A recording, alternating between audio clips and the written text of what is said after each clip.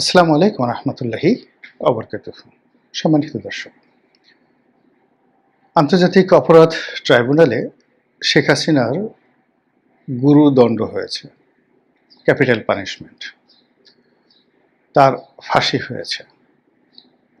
এখন এই যে রায় ঘোষণা হলো, এই রায় ঘোষণার ফলে আগামীতে আওয়ামী লীগের রাজনীতির পরিণতি কী হবে, বিএনপি রাজনীতির পরিণতি কী হবে, ডক্টর মোহাম্মদ ইউনূস এখন যে ক্ষমতায় আছেন তার ক্ষমতার ভবিষ্যৎ কী, এই বিষয়গুলো নিয়ে সংক্ষেপে যতটা সম্ভব আলোচনা করার চেষ্টা করব।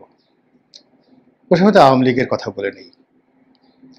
একেবারে আপনি যদি কিছু নাও ধরেন, তবু আওয়ামী লীগের রাজনীতিতে এটা একটা বিরাট নেতিবাচক প্রতিক্রিয়া তৈরি হবে।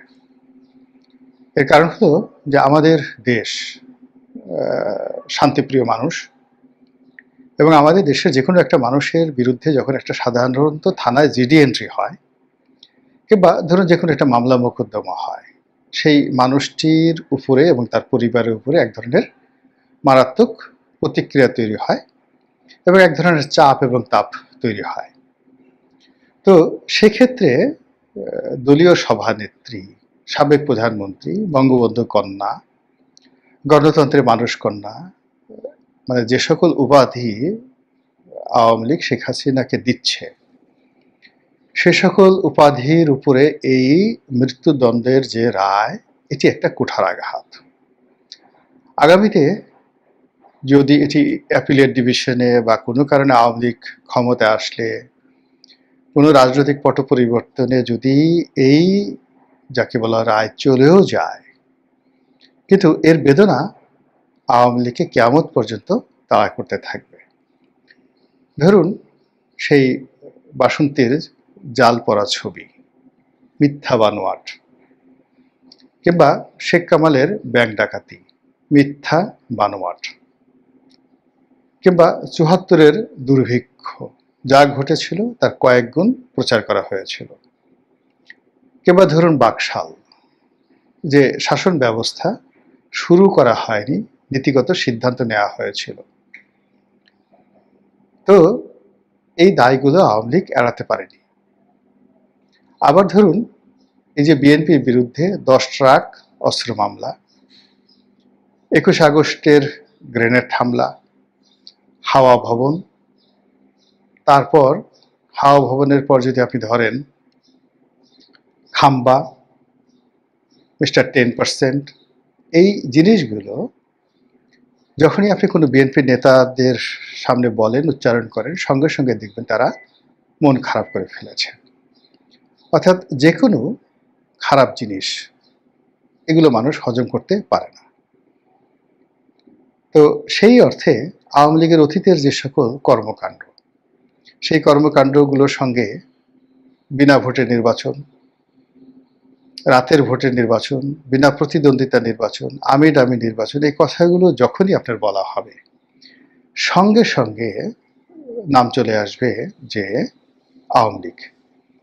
আবার ধরুন ইতিপূর্বে যারা আসছে, এইভাবে কোনো ট্রাইব্যুনাল থেকে কোনো রাষ্ট্রপ্রধানকে, সরকার প্রধানকে আমাদের দেশে কখনো মৃত্যুদণ্ড দেয়া হয়নি। সেক্ষেত্রে শেখ হাসিনার দুর্ভাগ্য বলেন, সৌভাগ্য বলেন, এটি প্রথম ঘটল। কাজেই তার যারা রাজনৈতিক প্রতিপক্ষ, আগামীতে যত বেশি গণতান্ত্রিক বিধি ব্যবস্থা চালু হবে, গণতন্ত্রের বাতাস প্রবাহিত হবে, এই জিনিসগুলো বন্ধ হবে না।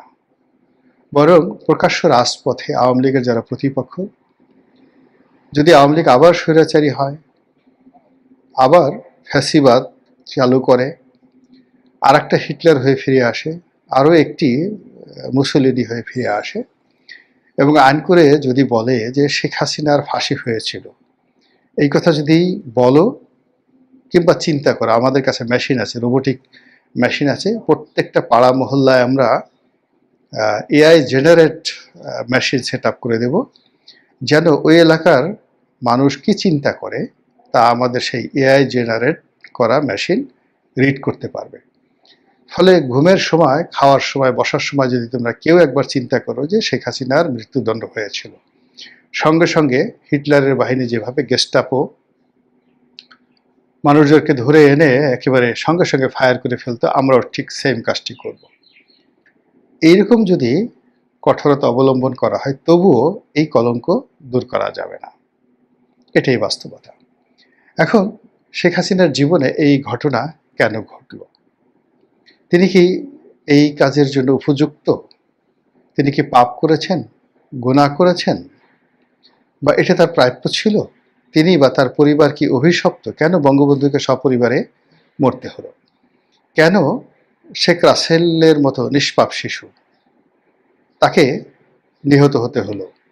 কেন শেখ কামাল, শেখ জামাল, তাদের স্ত্রী বেগম মুজিব এবং শেখ পরিবারের অন্যান্য সদস্য সবাইকে কেন অকাতরে প্রাণ দিতে হলো? কারণটা কি? শেখ হেলালের বাবা শেখ নাসেরকে কেন প্রাণ দিতে হলো? কারণটা কি? এটি কি প্রকৃতির লীলা খেলা? এটি কি অভিশাপ? কেন এইরকম ঘটনা বারবার ঘটছে? আবার ধরুন একই অবস্থা, এরশাদের পরিবারটা কেন নির্বংশ হয়ে গেল? ক্ষমতা আসার সঙ্গে সঙ্গে এরশাদ নিজে সারাটা জীবন অপমানিত, লাঞ্ছিত হলেন। তার কোনো ছেলে সন্তান নেই, পুত্র সন্তান নেই। তো ছেলে সন্তান নেই, পুত্র সন্তান নেই, তিনি অনেকবার অনেককে পুত্র সন্তান হিসেবে পরিচয় করিয়ে দিলেন, কিন্তু আমরা বিশ্বাস করছি না। তার কোনো দাম্পত্য জীবন, ঘর সংসার, সুখ শান্তি সমৃদ্ধি তাকে দিল না। তার স্ত্রীদের আকাশ সমান বদনাম। কেন? তার পুরো পরিবারের মধ্যে ঠিক ওইরকম রিমার্কেবল কাউকে পাওয়া যাচ্ছে না। জি এম কাদের সাহেব আছেন, তিনি এখন যে অবস্থার মধ্যে আছেন, এই অবস্থায় বেঁচে থাকার চেয়ে আমি মনে করি মরে যাওয়া ভালো। বেগম রওশন এরশাদ অসুস্থ, কিভাবে আছেন আমরা জানি না। তো এই রাষ্ট্র ক্ষমতা এরশাদ সাহেবকে এই অবস্থায় কেন করল? যদি ধরেন আপনি জিয়াউর রহমান সাহেবের কথা ধরেন, এখন জিয়াউর রহমান সাহেব তো সৎ মানুষ ছিলেন, দেশ সুন্দরভাবে চালিয়েছেন, তাকে কেন নির্মমভাবে মরতে হলো?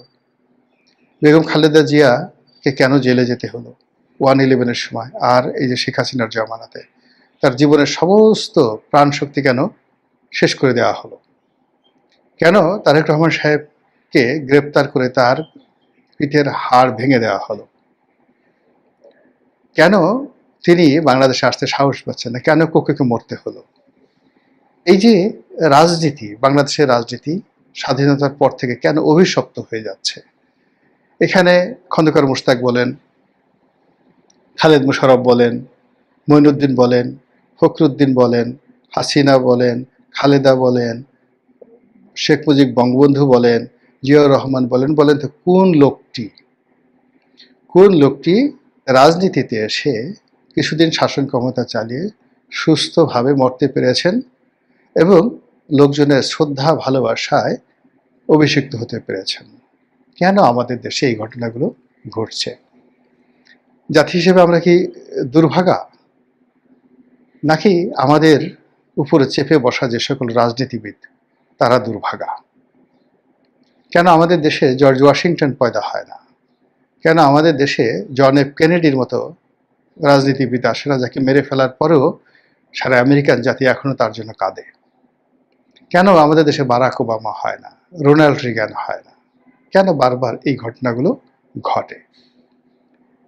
আমাদের কি উচিত নয় যে নিজেদের দিকে তাকানো?